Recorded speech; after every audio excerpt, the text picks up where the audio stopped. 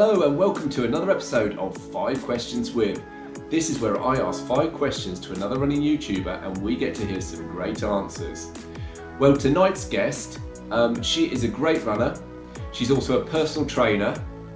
And if you haven't come across her before, it's Katie, also known as Clean Coach Katie. Go and check out her channel now. Some great stuff on there and following through her training and her progress and her races and her PT work as well. So go and check that out. But for now, let's get straight into 5 Questions with Clean Coach Katie. Hi everyone and welcome to another episode of 5 Questions With. My name is Katie and I'm also known as Clean Coach Katie. I am a personal trainer and running coach, and today I've been asked by Chris to answer some questions for the next instalment of his video. Question number 1.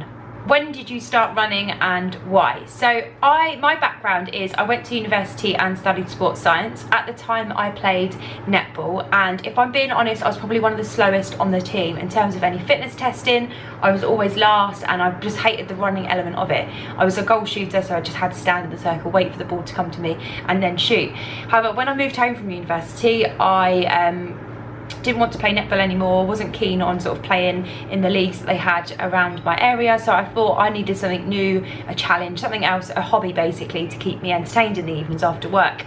And one of my work colleagues at the time suggested cycling. He was interested in cycling and I just thought, oh no, riding a bike's not for me, all the equipment is quite expensive.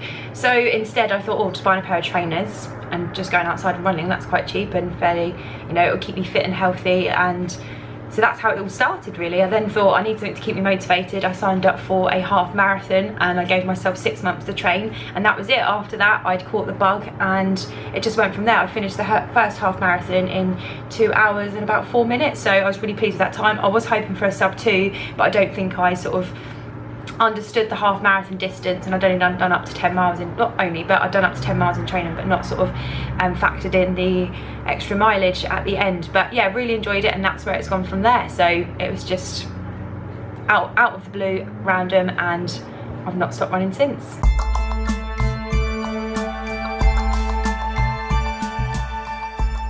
Question number 2. So Chris has said that this year I've done great in terms of my running and I've been setting PB after PB, and has asked what my secret is. So before, when I was training, I just used to run miles and miles and miles and miles. So I just used to run, say if 8 miles on my training plan, that's what I do. If 4 miles on my training plan or a 5k, I'd just go out and I'd run everything at one pace. So the reason sort of to my success is mixing up my training. I now do sort of easy running, so I make sure that it's kept at an easy pace, it's comfortable, I can have a conversation, and that's my easy runs. And then within that I mix in interval sessions and also tempo runs. Everyone knows, if you've watched my channel, how much I love tempo runs.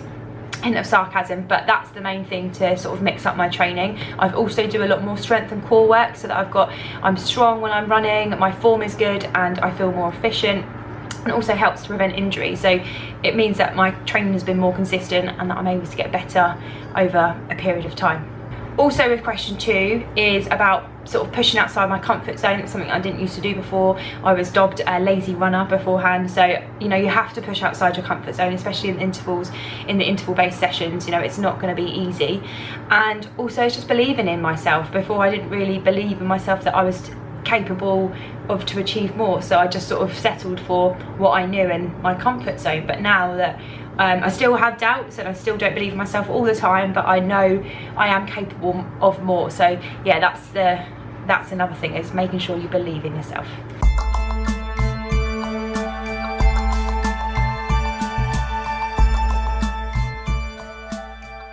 Being a personal trainer, do you find that it complements your training, or do you have to fit it around your commitments?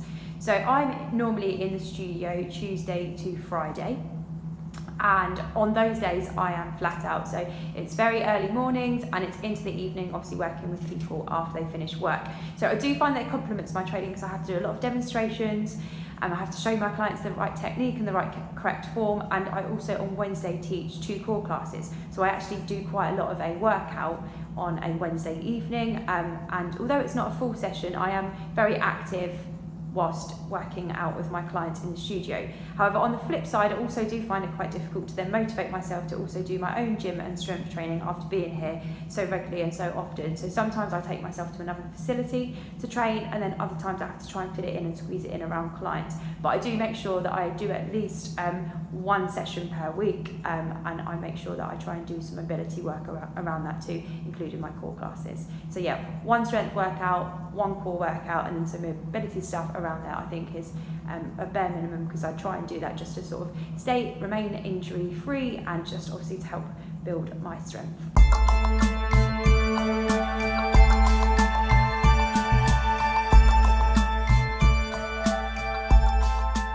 Question number 4. So if you don't already know, myself and James, my other half, are running a marathon in Kenya, and that's in October. And Chris has asked sort of what my expectations are of the race.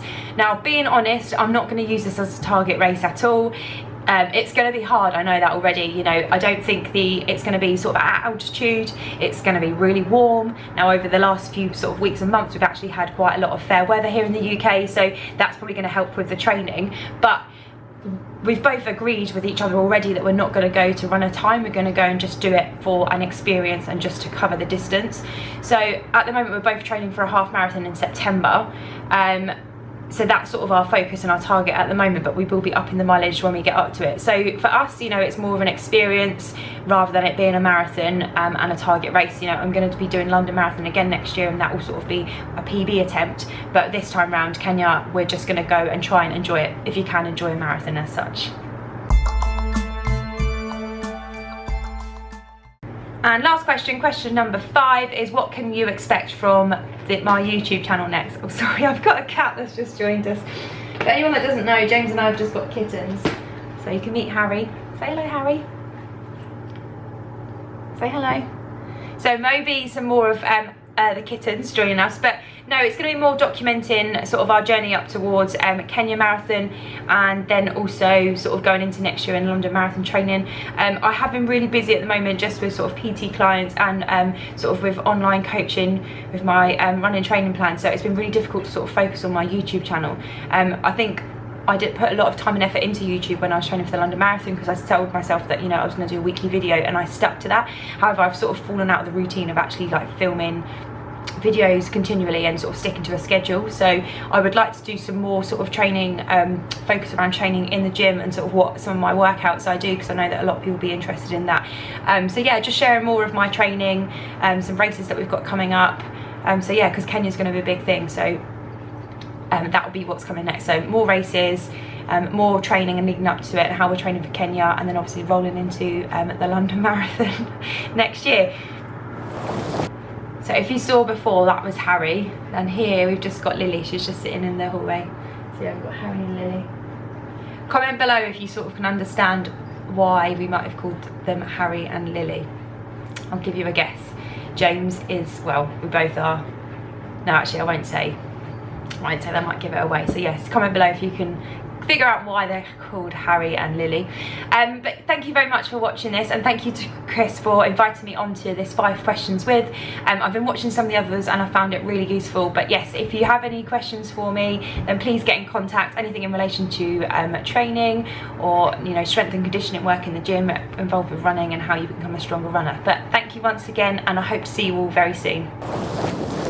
Thank you, Katie. Some fantastic answers there, and I've got to admit, I'm really intrigued now as to why you called your kittens Harry and Lily. I don't know the answer, so I hope someone else does that's watching this and can put the answer in the comments below.